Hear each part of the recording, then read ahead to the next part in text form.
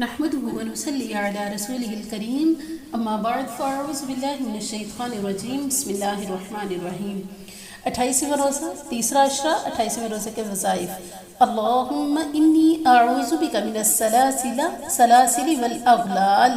یہ دعا ہم نماز فجر کے بعد 11 مرتبہ پڑھیں گے. اچھا جی، نماز ظہر کے بعد ہم 41 مرتبہ پڑھیں گے. یہ دعا جو آپ پڑھنے لگی ہوں، اعوذ بک ربی من حال النار. اور نماز عصر کے بعد 21 مرتبہ ہم یہ دعا پڑھیں گے، اللہم اجرنی من زمہریر جہنم.